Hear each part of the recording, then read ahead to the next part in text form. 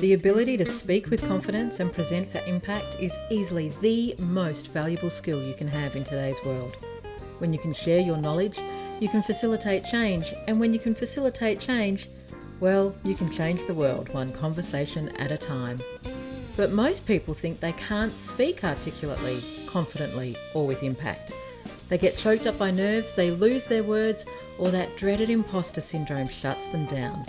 Well, I'm happy to say that speaking is a skill that anyone can learn, yes, even you. And that's exactly what this podcast is all about. My name is Kat Matson, and welcome to Speaking with Confidence.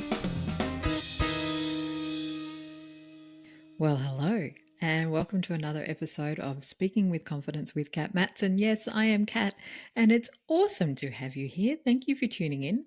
How are you today? I hope you're fabulous. Today's episode is an interview. It's an interview and it's a conversation with a real person. And the reason I say with a real person is one of the things that I want to do more with this podcast is showcase real people and real journeys to speaking confidence.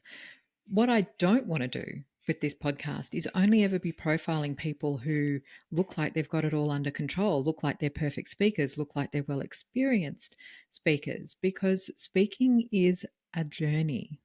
Speaking is a journey, and speaking with confidence and impact is definitely a journey.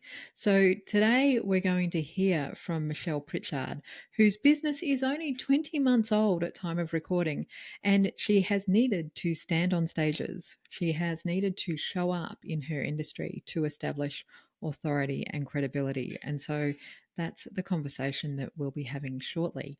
Before I do that, though, I wanted to do a big shout out to Melanie. Melanie, who left a review for me on Spotify. Now, the reason reviews are awesome is because they help more people find the podcast. Yes, it's awesome. And don't get me wrong, I love getting the positive feedback. But the biggest thing about reviews is it helps the algorithms feed the podcast to other people who, like you, want to make a bigger impact in their universe and want to learn how to speak with greater confidence, authenticity, authority, and with impact. So Melanie wrote in and said on Spotify, "Thank you for sharing this, Kat." And this was on episode 119 on the fear of being seen, where I was a little bit vulnerable and a little bit honest. And Melanie said, "Thank you for sharing this, Kat. I know exactly how you feel because it's something I've been working through too. I loved your tips on how to work through the fear of being seen." Fabulous episode. So thank you, Melanie, for taking the time to leave that comment on Spotify. If you are a Spotify listener, then it's very easy for you to just answer the question in the show notes for this episode. If you are a listener on Apple, you can go ahead and leave a review on Apple. And if you're a listener on any other platform, just see if you can leave a review. It makes the world of difference. And as I get the notifications, I'll do a shout out. So with that said, thank you again, Melanie. And perhaps you want to leave a review at the end of this episode. I'd like to introduce Michelle Pritchard. So Michelle runs Aligned Consultancy and she works with dental practices. Really niche business. And as you're about to hear in this conversation with Michelle, it's a relatively new business, only 20 months old. And she needed to establish authority and credibility in a different way in an industry that she had some familiarity with. As you're listening to this conversation, listen into the reality behind Michelle's nerves and her approach to going about building confidence, her willingness to invest time and money in practicing and exploring and discovering so she could have more confidence, not just to show up and speak, but also to show up and lead the business that she wants to lead. So listen in, and I will see you on the other side of this interview. Michelle, welcome to Speaking with Confidence. I'm so excited about this conversation. As am I. Thank you so much for having me. Now, I've just done a little bit of an intro for you, but I always love hearing people's own intros. So tell us a little about yourself and about a bit about your business. So, my name's Michelle from Aligned Business Consulting, and I help dental and dental specialists who are wearing multiple hats: owner, practitioner, and manager. My mission is to get them back to what they love best, which is practicing dentistry. I work with them one to one, online, and in house. And then I empower them and their managers through the 20 plus years of experience I have to build systems bespoke to their practice. So they win professionally, personally, and profitably.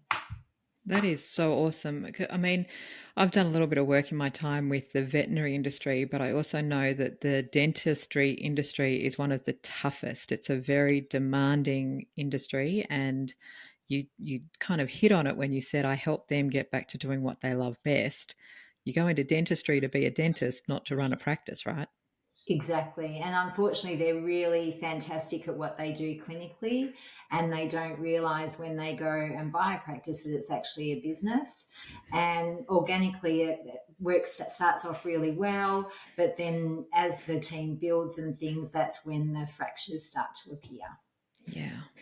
Now, how long have you been running this business? It's not that old, is it? No, only now 20 months, so very short time. It's not even a toddler yet. It's not even a toddler. But do you feel like you're walking, or are you still staggering, or are you crawling? I Like, feel like I'm walking now, which is really good. I've obviously been in the industry for a very long time. So I've owned and managed dental practices for over 20 years. My husband's a dentist, and that's how I first got into the industry. And then when we had our first child, he came back 3 weeks later and basically said, "Congratulations, you've got a job as a bookkeeper." Our bookkeeper's resigned. My background is banking and finance and commerce, and I was on maternity leave. And I looked at the books and thought, how is he going to support us as a family? I went in there and operationally set things up. Nothing was around back then like ADA HR, or Australian Dental Association Human Resource Department. There was no real marketing and website. So we sort of set that all up. And then we put together a plan. And that's when I became the business manager. And I was very lucky with Ross. He was very technologically savvy, and he really wanted our practice to be technologically rich. He became sick, and that's how come I worked independent of our practices, yeah, which right. we sold in 2015. Yeah. And that's when I started managing health practices and specialist practices and continued that education and learning. And it was there that I used to go to conferences and workshops, and like the orthodontic practice was where our practice was 15 years before, that was in exactly the Mm, same spot. And then all these other practices were exactly the same as well. And I thought, you know what? I know what it's like. I've lived it. I just want to go back and do something to help those yeah. people, because I know what it was like when I first became involved in the practice. And I've got so much experience and expertise. I can share my love. I love that, because what I'm hearing there is that recognition that you were seeing untapped potential. You were seeing others in your industry not move forward, kind of just tread water, doing the do, and not actually building a business that would give them the lifestyle or the, I'm not going to say freedom, because I'm not sure that you can create too much freedom in a dental practice when you're on the tools, right? But it's still, you can still grow it. It can have a greater impact. So I love that that's what you sought.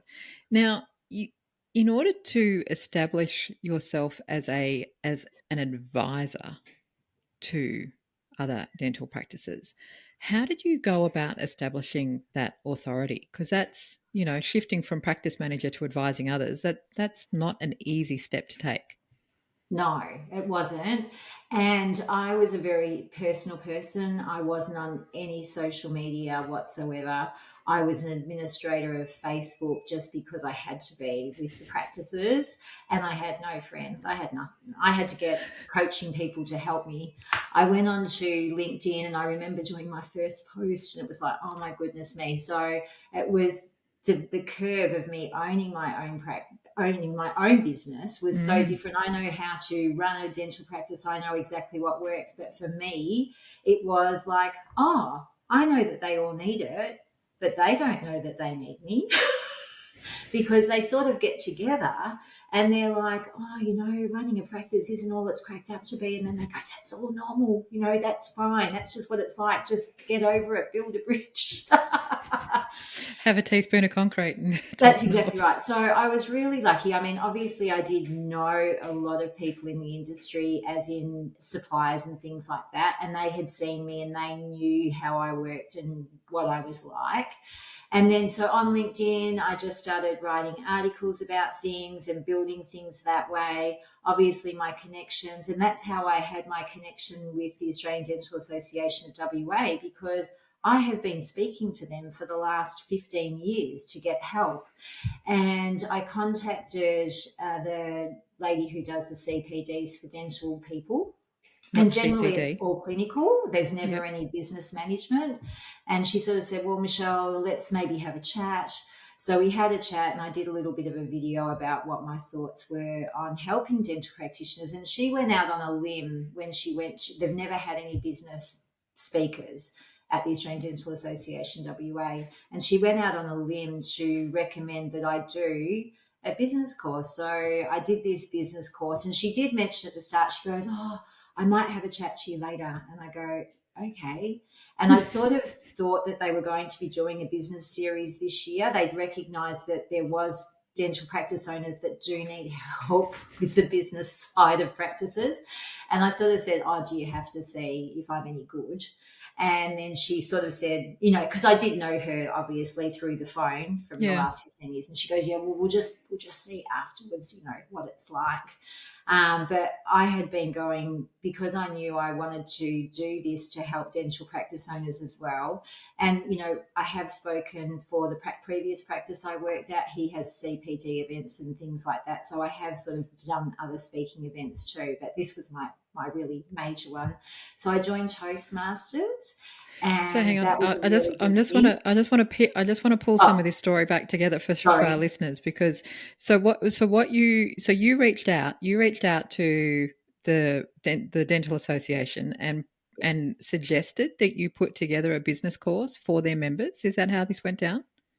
Yeah, so I said that, from what I had, there's never anything for business management side of it. And I'd like to do a course. I Yeah, contacted the right. universities and things as well, because what happens is dentists, graduates, dentists or specialists, they go and buy a car, then they go and work for someone, then they think, oh, I'll go and buy a practice. And then they go and buy a practice, but they're trained to be dentists. They're not Yep. trained to understand the business dynamics. That's why I contacted them to Yeah, say awesome. it's still the same and it's been the same for the last 20 years. And so, had you been a speaker? Like when you positioned and so I'm watching you shake your head. So for those listening, you're not seeing the visuals. Michelle is shaking her head. So Boo. what did you do to learn how to speak in a way that you could deliver this course? Yes. So I was obviously I did lack confidence, and the Small Business Development Corporation in WA is amazing. They offer a lot of courses very cheaply, and this 5-week course running 2 hours each week. On confidence. So I attended that because I sort of had this imposter syndrome. I'm not very good. What can I do? Obviously, trying to assert some authority and understanding my flaws within myself, which was really Hmm. great. So each week we used to go away with homework. So I became more confident. I did start networking and connecting with people via video calls to the eastern states, like other people in the dental industry, as well as face to face here in Western Australia with the Peel Chamber of Commerce.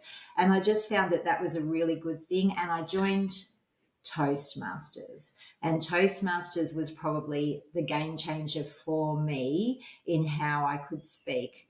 And that has been the most amazing experience learning from people. Yeah. I speak very fast. So just be slowing down, talking about vocal variety, your gestures. Oh, and then I did a practice. So they said, we suggest you do a practice since you're doing this business presentation, Michelle. And my shoes on the stage, didn't even realize. They said you could hear your shoes. But of course, I'm practicing. I don't realize about my shoes. So that was really Yep. interesting. And another thing I was doing some business, I was doing a business sort of coaching as I was getting coached. Yep. And I came across this platform called Udly. Have you ever heard of it? Yeah, I think so. Yes. So I used that to practice, and that was really fantastic because I could see how fast I was going, my Yeah, vocal right. variety. So that was just for me, myself. But Toastmasters has been fantastic, and I love they have table topics. And what it is they give you a topic, and then you've got just, you have to say, they say, Michelle, come up, and then you have to speak for 90 seconds maximum about that topic. So it really puts you on the spot. I And love for that. people asking questions, when you're giving a presentation afterwards, sometimes you can really be put on the spot. So that's what I loved as well. So there's so much goodness to unpack in all of that. There's so much goodness.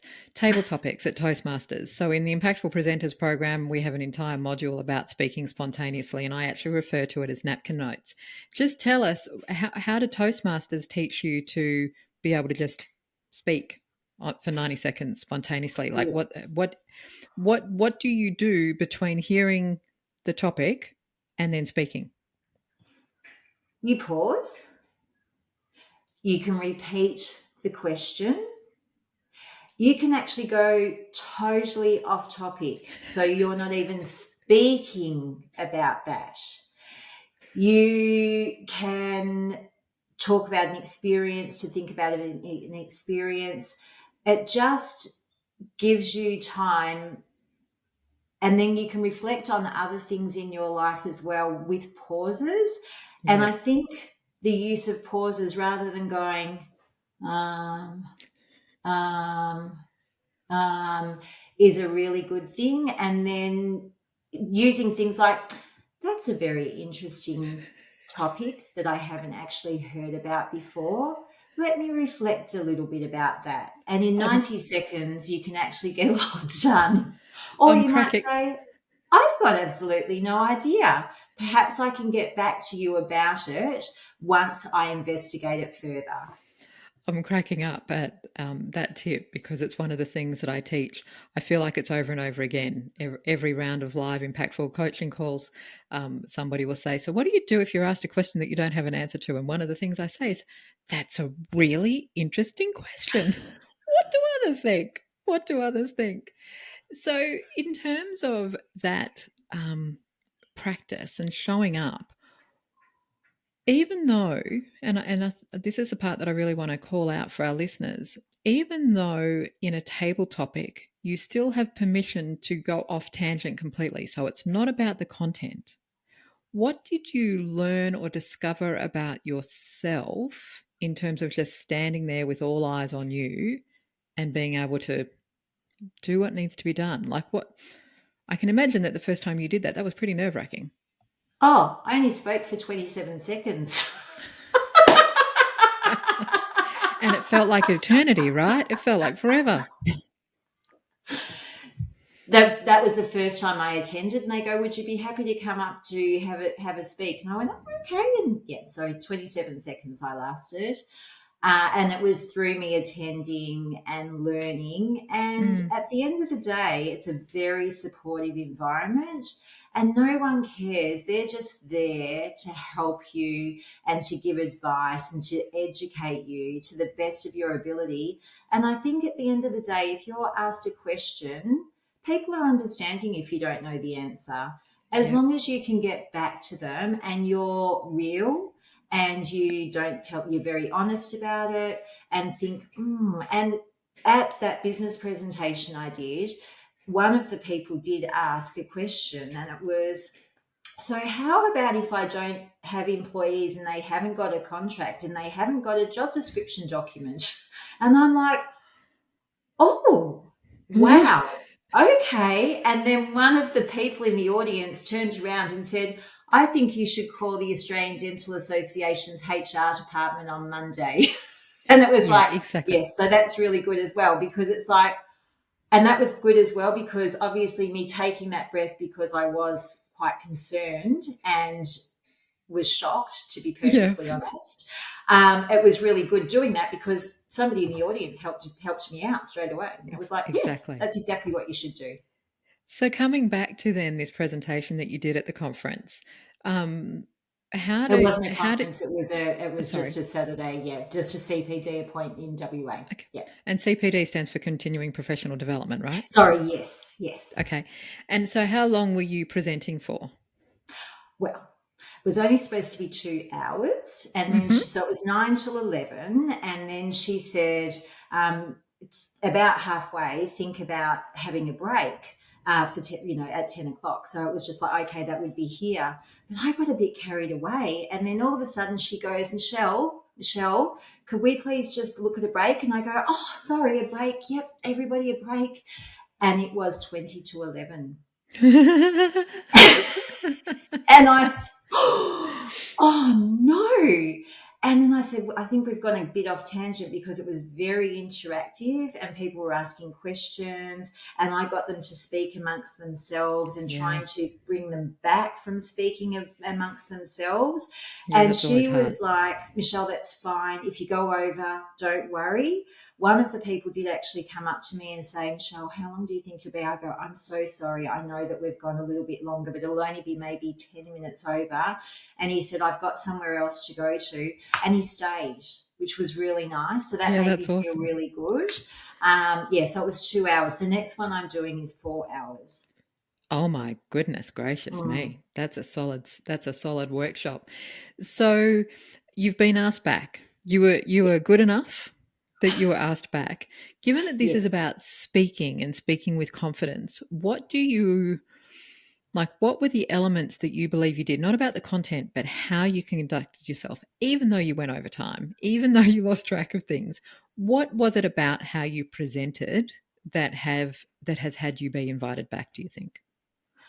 I feel I used Dale Beaumont, who is from Business Blueprint. I did a workshop of his with how to actually put it together. And I did use his format, which I feel was really good. As I said, I had it very interactive. So when I introduced it, what I was here, then I made everybody speak to each other about what they were hoping to get out of it. We did brainstorming sessions. And I remember going, Ross, my husband, is a dentist, and I Mm. remember going to a workshop many years ago, and it was a business one. And at the end, I went, "Oh, usually they're really good. Like, I didn't feel it was as good." And Ross was just like, "That's just fantastic. We're used to clinical ones. They're just so boring." So I don't know if that was, but the feedback I got from people who attended that knew me, they said it was just fantastic. Speaking to each other, that was gold. Yeah, I just used examples, and we talked about unique selling points, and it was just like I gave them what that meant, and it was like, can we brainstorm some things? So it just got them thinking about things. And as I said, when I got them to go and speak to each other, and I'm going, okay, I think we should come back now. I think we should come back. They were just talking. Yeah, giving people So the space to talk and share ideas is yeah, and I yeah, did use a lot facilitation of tip real number life 1. examples of what I'd actually seen as well. So it was really nice, because I've lived it and I know what it's like. And I feel that they knew, because of my stories and Yeah. the examples I told. That was real. Like, I was at a practice recently where I was helping the practice. We were setting up some foundations, and obviously we were talking, I was facilitating it. And I gave an example about an ex-employee who left but then came back. And this girl came up to me and she goes, I thought you were just speaking about me, because that's what happened to me. So I think people really relate to things when you do give examples, because they are real and people just resonate with that. Yeah, so what I'm hearing here is storytelling, authentic storytelling, like Mm, relating your lived experience, yeah. not taking a position of being the arrogant expert, but rather saying, I've got some information, I've got some lived experience, it might be of benefit, but still being an equal peer. And I'm also hearing giving space for people to share and to from a facilitation perspective, I call that integrating, like actually using the information that's being presented and then integrating it. So, we started this conversation, Michelle, saying that the business was 20 months old, barely a toddler, you're just walking, and you had to establish your confidence and your authority in the industry.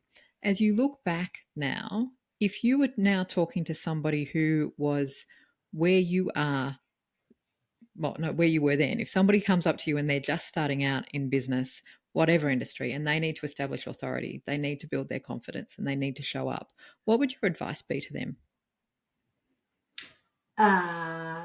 Like what Susie Daphne says, like to show up, to speak up, to be real, Mm, to be authentic, to be genuine, to be honest, to help, to also get help. It takes a village to help you. Like, I didn't know a lot of things, and I have got a lot of help from different people, different mentors. As I said, I knew nothing about Facebook. I got a social media person to help me with that. I knew nothing about LinkedIn.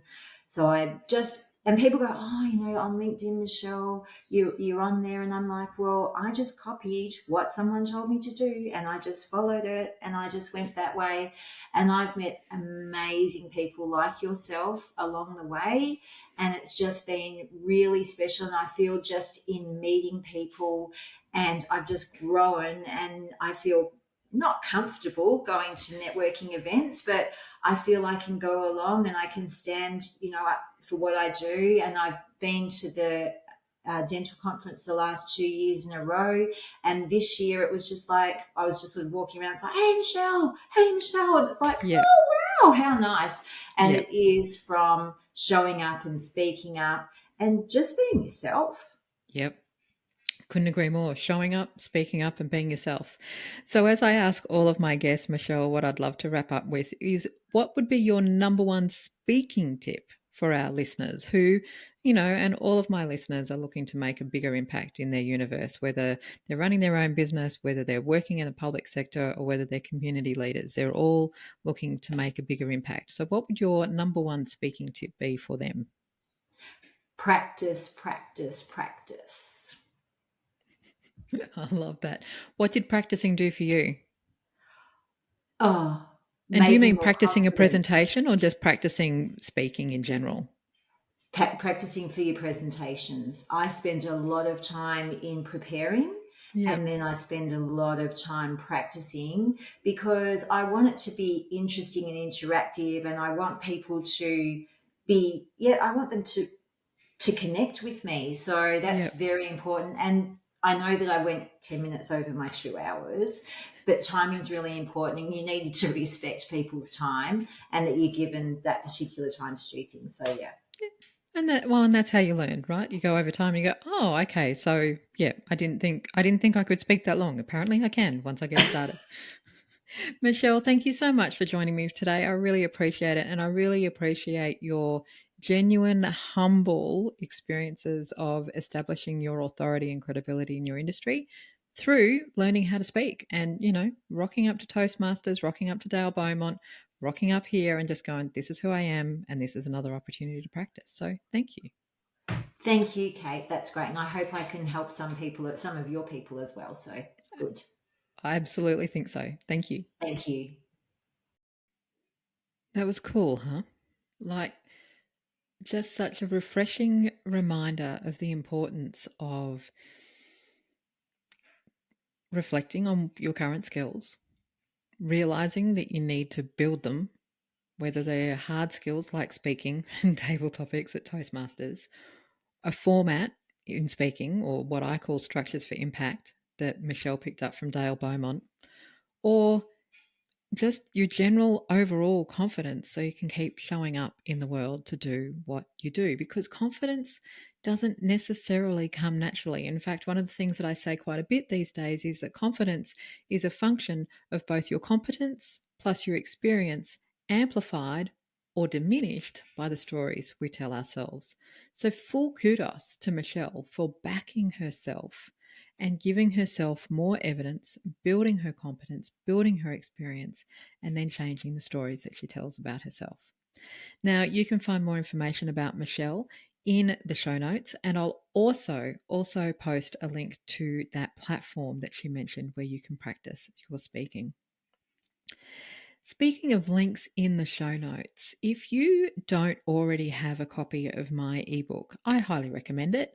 Yes, I'm biased, but many people have told me that this particular ebook has helped them with very important presentations and in fact award pitches. So you can go to impactfulpresenters.com, that's impactfulpresenters.com, and download How to Stop Rambling. How to Stop Rambling. It's a cute, easy to read, practical ebook that will help you, yes, stop rambling the next time you open your mouth. The other thing that I would love for you to do is come over and visit us in the Facebook group, Speaking with Confidence with Kat Matson over on Facebook. Now, this is a beautiful community of impact minded leaders, small business owners, public servants, community leaders who are, I say, working out loud. We're working out loud and sharing ideas as well as building our speaking confidence.